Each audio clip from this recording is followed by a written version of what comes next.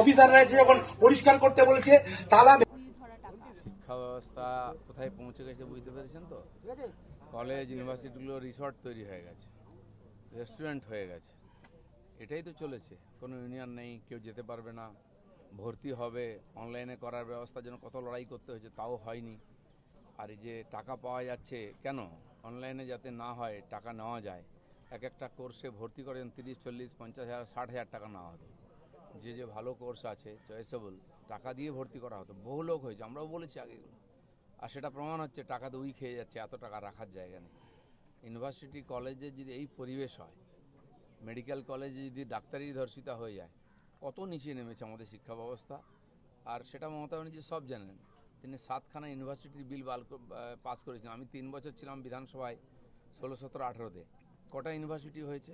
একটা ইট গাঁথা হয়নি। ইউনিভার্সিটি কোনো অফিস নেই। কোথায় ইউনিভার্সিটির ভিসি বসে থাকেন কেউ জানে না। একটা নিবেদিতা ইউনিভার্সিটি হচ্ছে বোধহয় এতে ডায়মন্ড হারবারে, 300 না 350 স্টুডেন্ট। তো কেবল রাজনৈতিক স্বার্থে আর কেন্দ্রীয় সরকারের টাকা লুট করার জন্য এই সমস্ত করা হয়েছে। সম্পূর্ণ সিস্টেমটাকে শেষ করে দিয়ে গেছেন উনি, পুরো জেনারেশনকে শেষ করেছেন পশ্চিমবাংলায়। এখন ড্রামা করছেন রাস্তায় গিয়ে, কী লাভ আছে এসব করে?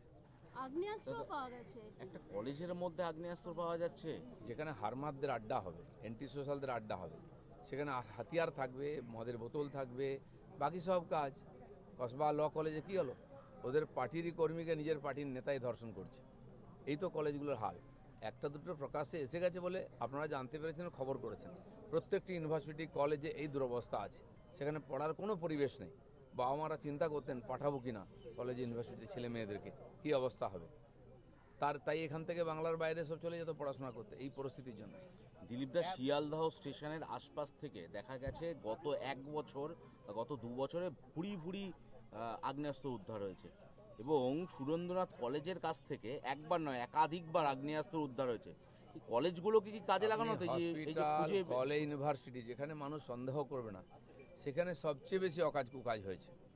বম বন্দুক থেকে আরম্ভ করে টাকা পয়সা লুটপাট, এখানে মদ খাওয়া ফুর্তি করা, এইসব হতো, পার্টি হতো। তো আপনি ভাবুন কী পরিবেশ হয়েছে, কী অবস্থায়। এত অস্ত্রশস্ত্র আনা হয়েছিল ইলেকশন লড়ার জন্য, কিন্তু ইলেকশন কমিশন কিছুই করতে দিল না। এখন সেই সব হাতিয়ারপত্র তো আছেই, যেখানে সেখানে ছাপ্পা মারলে বেরোবে। মানুষ যেগুলো জানতো টিএমসির অফিস থেকে মজুত করা সরকারি মাল পাওয়া যাচ্ছে, লোকেরাই বার করছেন দরজা ভেঙে। আর ক্ষেতের মধ্যে টাকা পাওয়া যাচ্ছে। ভাবতে পারছেন কী অবস্থায় পৌঁছেছে পশ্চিমবাংলা এই 15 বছরে। তারপরেও বড় বড় কথা বলছেন ওনারা। মানুষ অনেকটা সংযত হয়ে আছে আমরা বলছি বলে।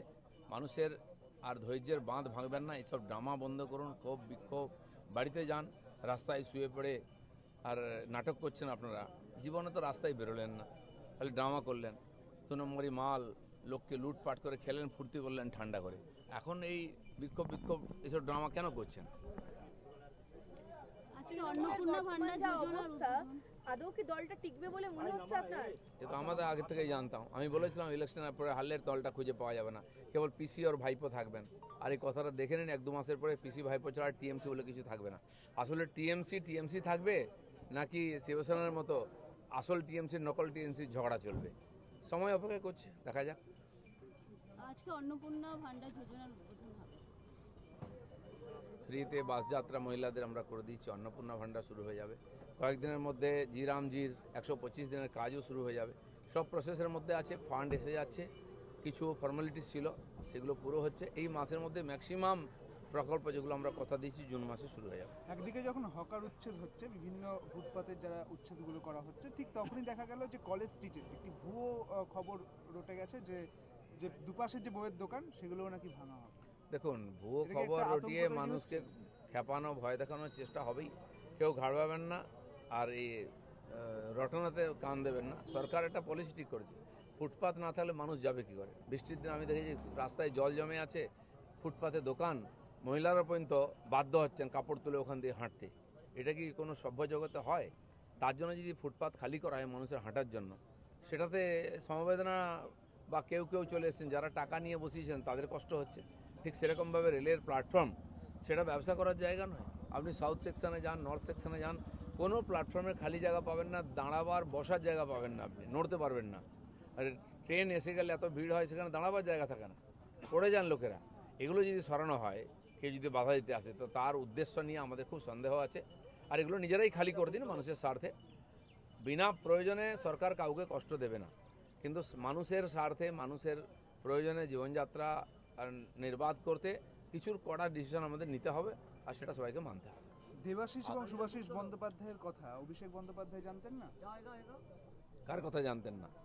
সোনারপুরের একটা গাঁজাখোর মাতাল বদমাস লোক, তার বাড়ি উনি চলে গেলেন। সে কি এমন ইম্পর্টেন্ট?